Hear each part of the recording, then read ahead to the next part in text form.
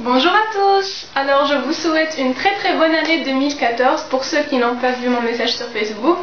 Je vous souhaite plein de belles choses pour cette nouvelle année, que tous vos rêves se réalisent, que tous vos souhaits se réalisent. Voilà, j'espère que ça a bien commencé déjà pour vous cette année. Voilà, donc je vous retrouve aujourd'hui pour un point lecture plus quelques acquisitions livresques. Ne vous inquiétez pas, j'ai pas du tout fait de folie. Donc voilà, on commence tout de suite. Donc, la dernière fois, je vous laissais avec PS I Love You de Cecilia Ahern aux éditions J'ai lu. Donc, j'ai lu ce livre en lecture commune avec Claudia de la chaîne Lecture de Livres.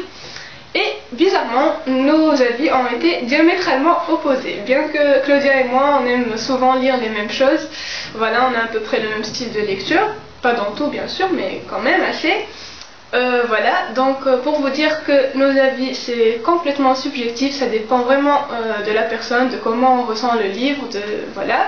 Donc vous pouvez regarder nos avis, mais voilà, vous pouvez aussi lire les livres par vous-même pour vous faire votre propre opinion. Alors, je disais que ce livre, ça a été un énorme coup de cœur pour moi. L'histoire c'est celle de Holly qui va perdre son mari. Jerry, qui va avoir une tumeur au cerveau qui va très vite l'emporter. Et pour Holly, c'est la fin du monde. Son monde s'écroule parce que son mari c'était tout pour elle. Elle n'a jamais connu que lui. Ils s'aiment depuis qu'ils sont adolescents. Voilà, donc il constitue tout son monde en fait. Et voilà, sans lui, voilà, pour elle, la vie c'est fini. Elle déprime à fond, elle pleure tout le temps. D'ailleurs, le début du livre est très triste. Je vous ai déjà dit que j'avais pleuré plusieurs fois. Mais ne vous inquiétez pas, tout le livre n'est pas déprimant. Après cette première partie, la lecture devient plus facile, plus agréable. Donc voilà. Jerry se doutait bien donc que sa femme allait être dans un sale état après son départ. Et pour ce, il lui a préparé une liste, un ensemble de lettres. Elle doit ouvrir une lettre chaque fin de mois pour réaliser ce que Jerry lui demande. Et le but de Jerry, bien sûr, à travers ces lettres, c'est de réapprendre à vivre à Holly sans lui, voilà. Donc il va lui lancer des défis, voilà, donc chaque fin de mois, c'est la surprise pour elle, même si des fois elle trouve un truc qu'elle doit faire qui est un peu irréalisable pour elle, elle va le faire pour Jerry. Et donc voilà, elle est entourée par sa famille et par ses deux meilleurs amis surtout, qui vont un petit peu aussi l'aider à revivre, à lui apprendre à revivre. Mais c'est surtout les lettres de Jerry qui vont la faire un petit peu sortir de cette malheureuse épreuve. Et voilà, moi j'ai adoré ce livre. Et si vous avez déjà vu le film, sachez que le livre, pour moi, à mon avis, le livre est encore mieux que le film. Voilà, donc ça a été une très bonne lecture. J'ai enchaîné ensuite par une autre très belle lecture. Et c'est le premier tome de l'intégrale 1 du Trône de Fer de George R.R. Martin. Publié aux éditions J'ai lu. Cette fois ça a été une lecture commune avec Agnieszka et là on a toutes les deux aimé ce livre. Voilà, c'était notre première lecture commune et heureusement ça l'a fait. Moi j'étais déjà super fan de la série. Avant je ne me voyais pas du tout lire ces livres, ils me faisaient très peur. Et après avoir vu la série, en fait j'étais tellement fan que je voulais absolument découvrir les écrits à l'origine de cette merveilleuse série. Et voilà, je me suis donc lancée et en relisant, j'avais vraiment l'impression de revoir les épisodes. C'est fou comme les scénaristes ont été fidèles au livre. C'est une des rares fois d'ailleurs que je vois porter à l'écran quelque chose d'aussi fidèle. Voilà, j'avais vraiment l'impression de revoir la série. Quand je lisais les chapitres, je revoyais les images, voilà, que j'avais regardées. Donc, par contre, il y a vraiment beaucoup de personnages, il y a vraiment des histoires compliquées que je me demande si j'aurais compris si je n'avais pas vu la série au préalable. Donc, pour ceux qui ont lu ce livre sans avoir regardé l'adaptation, dites-moi si vous avez tout compris, si ça a été une lecture facile pour vous, si vous avez aimé, parce que moi, n'étant pas du tout une adepte du genre fantasy, c'est mon deuxième essai après le début pas très prometteur avec le Seigneur des Anneaux. Donc voilà, je ne suis pas du tout habituée à ce monde fantasy avec tellement de personnages, de royaumes, d'histoires compliquées. Donc je pense que j'aurais pas tout compris si je n'avais pas regardé la série avant. Donc voilà, je ne vais pas vous faire un résumé parce que je crois que c'est une mission impossible. C'est très compliqué. Voilà, je pense que vous avez votre petite idée parce que je pense que tout le monde a entendu parler de la série quand même, Game of Thrones, qui fait tabac. Voilà, et donc je vous le conseille si vous êtes adepte de la fantasy ou alors si vous avez déjà vu la série.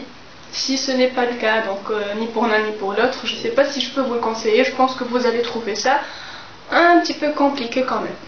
Voilà, mais si vous voulez essayer, allez-y. Moi j'ai beaucoup aimé. Voilà, donc ma lecture actuelle, c'est Anna de Paul Sulitzer aux éditions France Loisirs.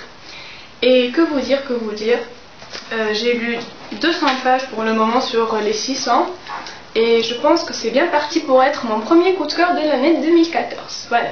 Donc déjà je trouve que ce livre ressemble beaucoup à un autre que j'ai déjà lu qui s'appelle L'espace d'une vie de Barbara Taylor Bradford et je trouve beaucoup de ressemblances entre les deux livres parce qu'on suit une fille dans les deux livres. Dans ce cas c'est Anna et dans L'espace d'une vie elle s'appelait Emma. Et on suit une fille qui est, depuis sa plus tendre enfance, qui est partie de rien et qui va devenir quelqu'un de très important dans la société, qui va faire fortune, qui va avoir un nom, voilà, donc dont tout le monde connaît, tout ça.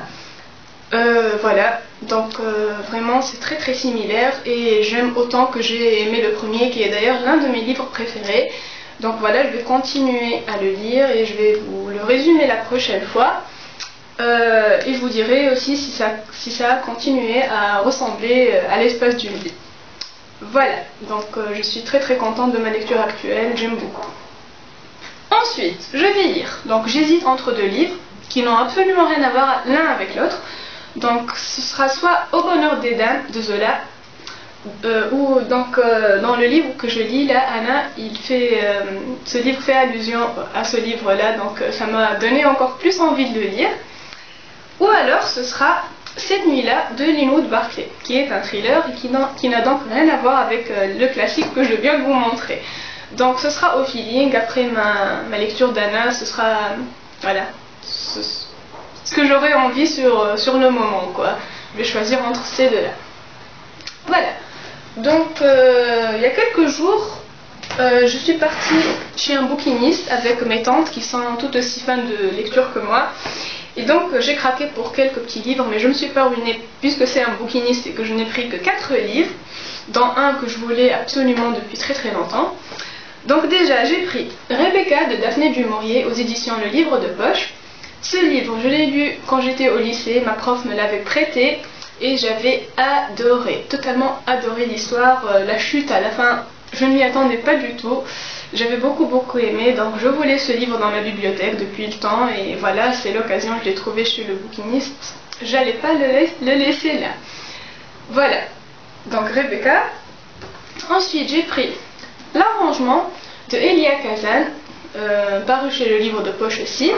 Donc ce livre-là, je n'en avais jamais entendu parler, mais ma tante qui était là avec moi l'avait lu pendant sa jeunesse et l'avait beaucoup aimé.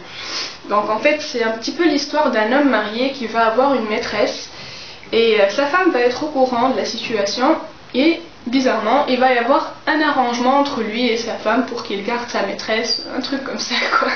Un truc un petit peu chelou. Donc voilà, je vais pas le lire tout de suite mais voilà, ça pourrait être intéressant et sympathique à lire.